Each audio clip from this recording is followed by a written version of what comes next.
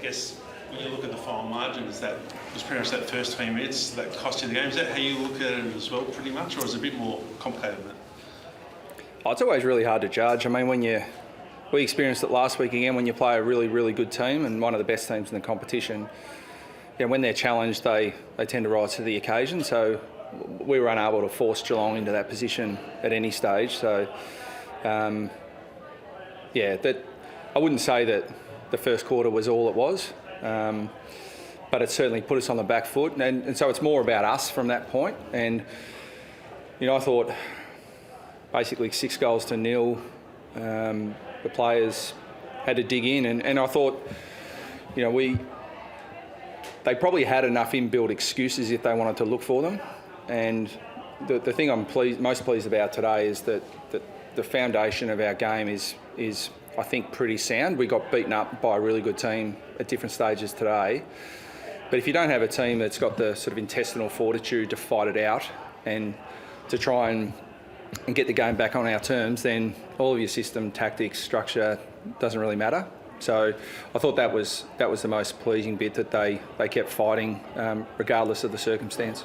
It was also pleasing, I guess, in the corresponding game last year. It was a very similar start to the game against Geelong, same ground, but this time the team obviously really did fight out. It even looked like a tiny chance of maybe mounting some comeback in the third quarter. Yeah, and I've been through that game, round one last year, a lot. We spent a lot of time on stoppages, centre bounces, and we weren't surprised. I mean, they're just very good at it. I mean, we knew what they were going to do, and I mentioned it last week. I think it's a good rule, the 6-6-6. But you sort of, when you're getting just pounded out of there early, it's difficult to do anything other than change sort of minor things. But yeah, again, we were able to. We weren't able to support our defence early, and we made some changes. Certainly had to make some changes after half time, and I thought they worked pretty well. But again, it's sort of hard to judge when the teams like Geelong have got you on the ropes. They're pretty good at keeping you there. Was the 5-day break a factor in the start, or do you look at the second half and go, it was probably irrelevant in the end? We want to play on Anzac Day every year forever, so we're never going to complain about a 5-day break post Anzac Day. And to me, it was another good test for our playing group. That's a challenge.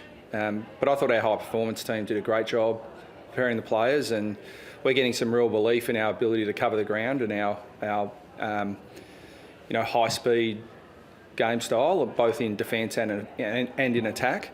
We were just really strong on the fact that these are the cards we're dealt, and we're going to deal with it. And if the players were weaker mentally, they could have used that excuse, but they didn't at any stage.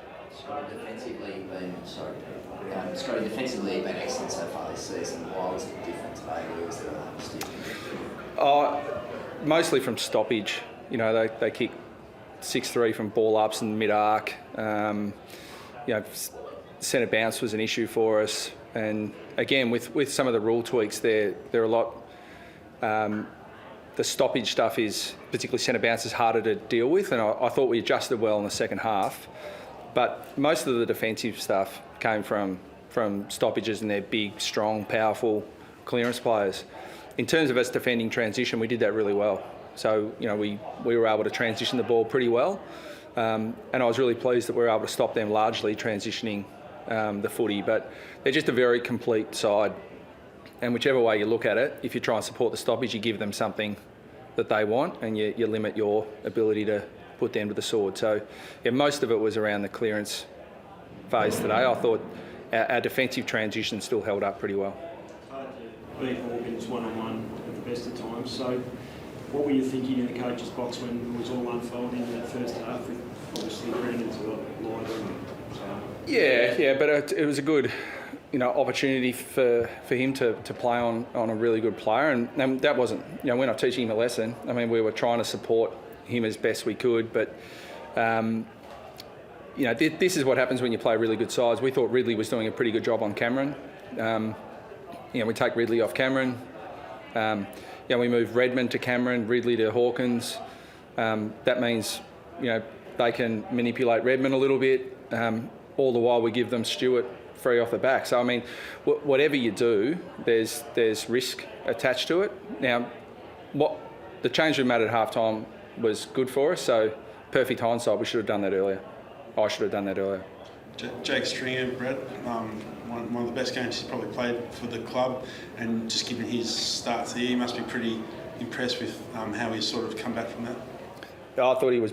It's a small sample size for me, but that's easily the best game I've seen him play. I mean, he was great round 4 against GWS, but that today, especially what we asked him to do, and because Geelong are a big, strong side, we asked him to get up around the ball and compete. And I think he had 20 contested possessions, looked really strong in the tackle. And he was the same last week, to be honest, too. Like his strength and power really came to the fore. And while Jake will never make excuses, he's groin injuries last year and some concussion stuff, and those things really set him back in the pre-season. So I get the sort of frustration. Do you love to have him in great shape at the start of the year? But there were reasons why he wasn't, in perfect shape. And I just thought today was the 4 goals. That's the finishing stuff that we know he can do. What I was really impressed with was his effort in the contest. I just thought he was fantastic against some really good players in there. Is that the forward mid-mix that you're going to look to use him going forward? Yeah, I think it'll be dependent upon the opponent a little bit, and we still want him to be flexible and to be able to do what we need to do given the circumstance. But yeah, his ability to do both and get the right mix is something we'll work on. But we're still learning a lot about our playing group as well in terms of different guys. Caldwell had his moments today in the contest that were fantastic as well. So there's still a bit to work through. But I'm very, very optimistic about our future because I can see how much room we have to improve.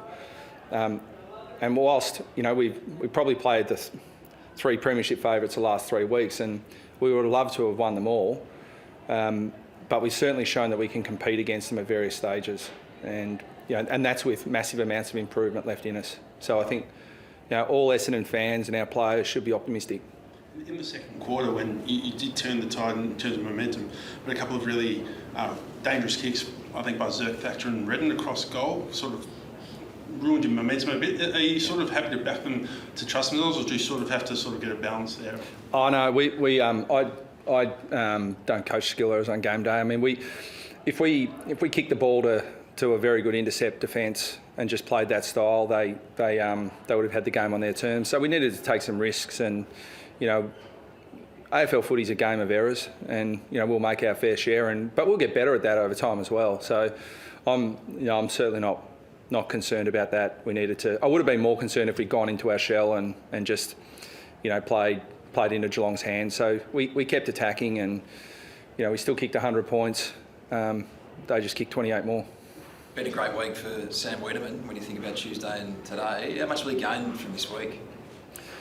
Well, a lot. I think he's a terrific person, terrific player, and I've mentioned a number of times he's just been a great acquisition for our club, and on the field today clearly, but off the field as well. He's he'd love to have his sort of sidekick Peter Wright there beside him.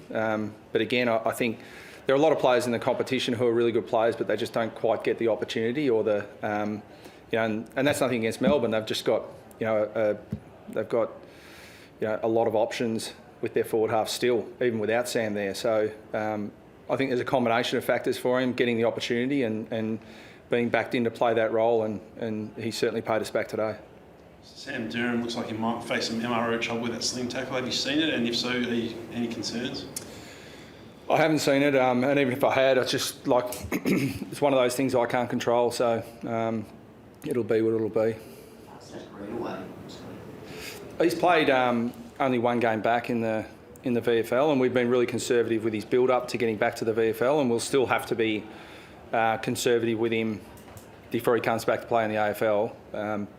Because ideally, when he comes back into our team, we want him to stay there for 10 years. So we don't want to sort of bring him back underdone, and we want to set him up to play really good footy for us. And it would have been nice to have a 205 centimetre key defender out there today, but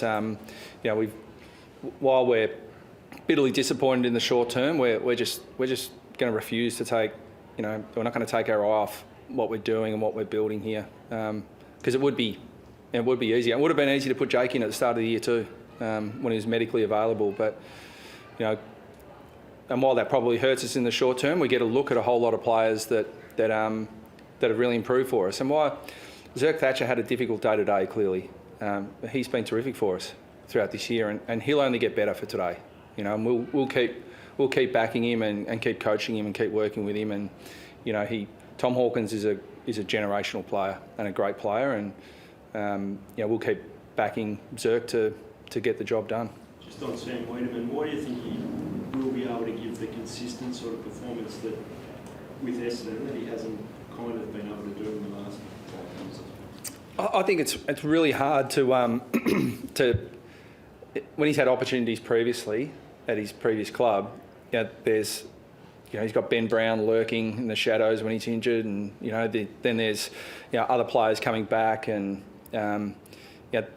playing key forward at AFL level is hard enough without thinking you've got to grab every single opportunity, otherwise you're going to lose your spot in the side. So I think part of it is just giving him the confidence that we're going to back him, and we're going to work with him and put him in the slot where he plays his best footy. And I thought he did that today on some really good defenders against a really good defensive system. Are you hopeful of regaining any play for next week, perhaps Heppel, etc.? Yeah, well, we knew we'd need to manage our squad this week, so we do have some options to come back in, and it was a very difficult decision to sort of look after young players like Alwyn Davey and Jai Menzies, but again we thought we had to do that. And again, the silver lining is Anthony McDonald-Tipungwuti gets through a full game, and I don't think it's any secret we were slightly concerned about his ability to run out a whole game, but he did that well today. Thanks guys.